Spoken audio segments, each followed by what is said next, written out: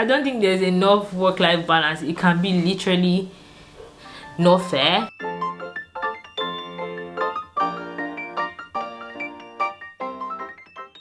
People often ask me what is the difference between working as a medical laboratory scientist in Nigeria and a biomedical scientist in the UK. Now, aside the major difference we know, which is the IBMS, the governing body, how long the degree takes in Nigeria and also in the UK, I'm going to be talking about the work experience. So I've worked in Nigeria and I'm currently working in the UK, and there are some major differences or slight differences depending on how you see it that I've noticed in the work experience, and that is what I'm going to be discussing in today's video. Difference number one: workload, responsibilities, job roles and responsibilities. In Nigeria, if you're employed as a medical laboratory scientist, maybe in a microbiology lab or an hematology lab or whatever specialty you're employed as, for labs that actually run multi-specialties, you can work across all bench. Your role boundaries are not very strict. You'll be trained basically to do everything you can do in a microbiology lab. You should be able to run all tests. In microbiology lab, for example, you get different investigation. If I'm working in a microbiology lab, I am able to run all tests. If a sample was to come in for an investigation that was not necessarily on my designated bench, I could decide to step in and work on that sample. Oh, I'm free, or maybe I've cleared up whatever is meant for my bench, or I have a downtime. I can decide to, oh, there's an urgent sample that just came in for urinalysis. Even if that might not be my bench, I could do that. There is no major issue about you running investigations on another bench. There are no strict role boundaries. But here in the UK, if you're assigned to a bench, you stick to the bench you are. So even if there's an urgent sample for another bench, your role is very restricted. Even if you're competent on that bench, they don't expect you to go and, oh, you just saw a sample coming in and then you want to try to work on that sample. It doesn't happen like that, except you're requested or instructed by maybe the lab manager, the senior BMS, whosoever is in charge on that day. But basically, you need instructions. So there are strict role boundaries. Except you're rotated across bench, you are expected to stick to your bench. Except maybe you're the bench lead of that bench and they need something that you can show them. And if this is what your JD says, this is what your JD says. You will not be given anything outside your job role description. And even if you're given something that's outside your job description, you can say, no, this is not my JD. I shouldn't be doing this. But yeah, like I said, in Nigeria, in terms of role boundaries, we're quite flexible. Now let's talk about next thing, which is resources and technology.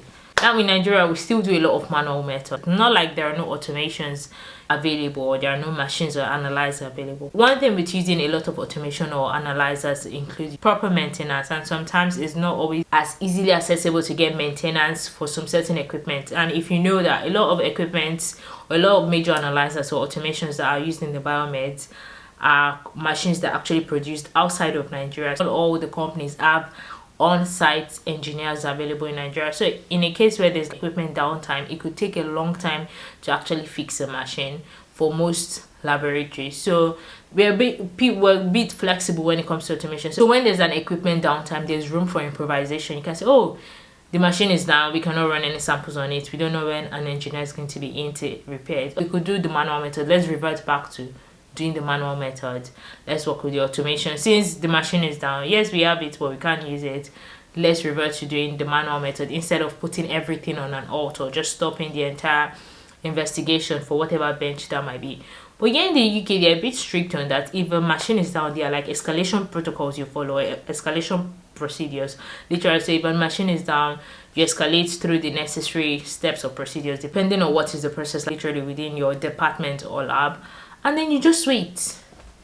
There is no room for improvisation. They're very strict in terms of the machine is not working, analyzer is down, that's the spot. So except there's a backup analyzer that can continue the work, every work on that bench is going to stop till the analyzer can be fixed by an engineer once they're sent down from the company. So that's like the system. So before moving to the UK, I worked in a lab where I can say 90% of everything we did was automation. Even in microbiology that we didn't have a lot of automation, I could still say we almost had 40 or close to 50% automation. So we did have machine, even if we were still highly dependent in microbiology on a lot of manual methods in terms of plate reading and the rest.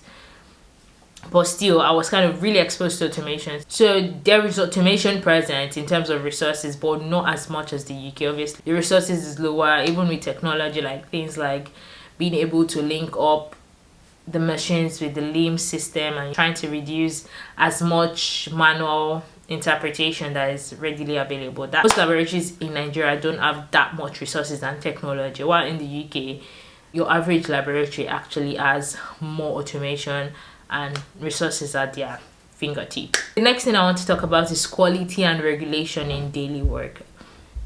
Now in Nigeria we do have fewer audits and external checks. So yes, we do have audits, we have external checks, but they are not as frequent as it is here in the UK. Here in the UK they are heavy on documentation. They are really, every step must be logged for audit. There's something you say here in the UK, if it is not documented, it was not done. And I learned that the hard way. Not really the hard way, but then it was like a good experience.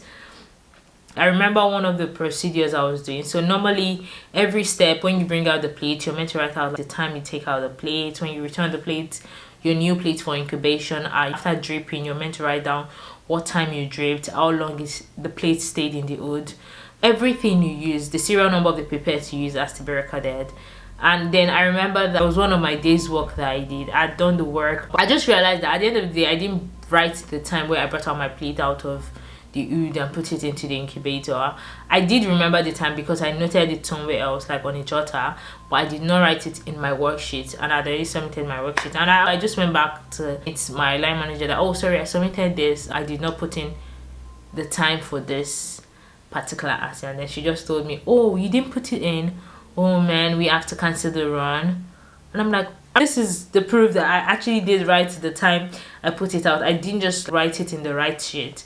She's like, oh, she understands, but it's just that because I did not write it in the right sheet, there's no way to prove that that was literally the time. They don't just take words for it. Documentation is very important. So long story short, I had to redo the entire thing the next day. But then I think it just dawned on me, like, I know it wasn't like I forgot. It just shows you how much documentation is really key and really important here. Every other thing you do could be perfect to a T, and then maybe you just, the pipette you use was just literally past, maybe 1 or 2 days or 3 days past the calibration date that the pipette was meant to be calibrated. It could literally cancel the whole run, and you might not be able to release any of the results of your run. You literally have to rerun the assay. So they are quite heavy on documentation, and that's one thing I learned earlier. So in Nigeria we do document, but I think we're not as strict with documentation as they are here in the UK. So that's a major difference, I would say. Next thing I want to talk about is career progression and title. In Nigeria, career progression is highly dependent on how long you've spent, your experience basically within the field. Or have you spent 10-20 years within the field, how many years you've worked within the field, and then your qualifications. But here in the UK, band progression is based on skills, maybe HCPC requirement. Are you done with your specialist portfolio? There are certain requirements that if you tick, you can literally move for band 5 to band 6 to band 7. You do not have to, there's no fixed rule saying, oh, you have to spend 8 years in this band, another 5 years in this band. So it's not based on years, basically. It's based on skills, it's based on competencies. You have the necessary portfolio, you have the necessary qualification required to move to the next step. But then in Nigeria, rising up in the band or career progression is highly based on how long you've spent in the field. You've spent 2, 10 years, 20 years, that kind of thing. So your progression is based not just on being able to do certain things, but just also how long you've spent, and maybe you have a postgraduate degree, you have a master, etc. Now the last thing we're going to be discussing in this video, this is one thing that for me I would think it's a major difference between working as a biomedical scientist in the UK and a med lab scientist in Nigeria, and that is the work-life balance and the pay. Let me talk about the pay. Let's just talk about the pay and get the elephant out of your room. And that is because pounds has a higher earning power than the naira. If we're comparing the salary to the cost of living, you'll realize that in Nigeria there's no structured pay system. An employer can just employ you, apart from obviously if you're working with the government, they do have a bit of a structure in terms of like, oh, what level are you entering? Are you entering on level 6, level 7, level 14 or whatever? But then in Nigeria, the employers tend to decide how much they'll give you. You can go to a place and then they'll be ready to offer you 160k, and you go to another place and they'll be offering you 130k, which is not always the best because most times people now end up getting lower salaries. You'd be paying someone 200,000 per month, and obviously if you're in Nigeria, you know how expensive Nigeria is right now, so the salary scale does not necessarily match up to the cost of living, and it's always a struggle, especially if you are starting at entry level or mid levels. With the current cost of living in Nigeria, it's quite, the salary scales are definitely lower, and the fact that employers can decide when they want to increase or reduce the salary does not make it any better. So obviously the UK, there's a structured system. You'll be employed on an agenda for change, band levels. They are very structured with their pay system. So if you're coming into the, like if you're getting a job, you already know when you're going to be due for the next increment. Oh, this is when you're going to get your next increment, 0 to 2 years, and then this is how much you get. So there's more structure when it comes to like the pay scale in the UK compared to Nigeria. Now let's talk about work-life balance. Nigeria, the hours can be long. So you employ someone and you say working time is 8 to 5 or 9 to 5. And then that 8 to 5 means that you're not getting the same numbers of samples every time. But then the structure in Nigeria is just that if you don't clear your bench, if you don't finish what you're meant to do, you're not going home. And there was a place where I was working where to get home, the distance from where I was working to my house was almost 3 hours.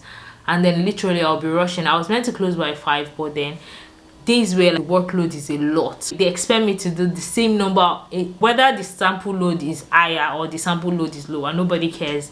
They will still expect you to clear the bench, and sometimes I will be leaving work past 6 when I should have closed by 5, just because I needed to like clear the entire bench before I could go.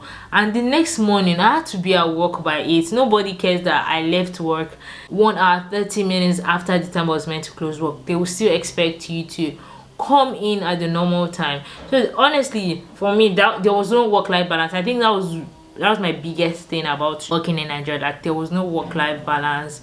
There was nothing like being paid overtime. It felt like, oh, and I'm giving you the job, that 200k, it covers everything, whether they call you in the midnight. I had a very funny experience. Somebody literally sent me a message about work, about whether one of the antibiotics I used for an egg around 2 a.m. and I'm like, are you for real? So yes, I don't think there's enough work-life balance. I remember asking about annual leave, and then they're like, oh, you have to have worked for 1 year and then you now get your 1 month leave. You go on your 1 month leave and then you come back. But then the leave system here is really nice. Even when you're starting a new job, they'll literally ask you, oh, do you have any holidays planned that you plan on taking? And then you can literally take your leave anytime. You just need to make a request depending on how your department works with leave. Make a request. So I would like to take my leave so date, and you don't have to take your leave all at once. You have maybe 28 days leave for a year, and then you can just take it at different time depending solely up to your own discretion. But then in Nigeria, the annual leave system, that's one thing I know, is most laboratories have a terrible annual leave system, and most people who work in the lab, there's no work-life balance. You have to be so intentional in Nigeria to have a work-life balance, and you just say, you know what, this work is not gonna take my life. And it's not like they're gonna pay you extra.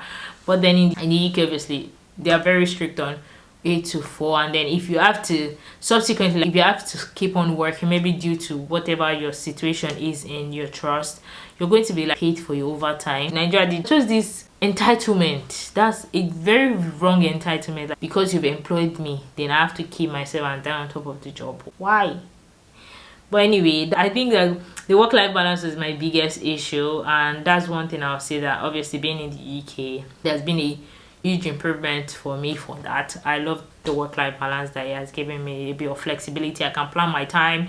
The work-life balance is something I don't take for granted, and I think it is important that, as much as we're already spending a lot of hours at work, I do think it's important as human beings, as scientists, to be able to balance out our time. So all our lives should not be about what we do at work, but there should be also time and place to balance it out.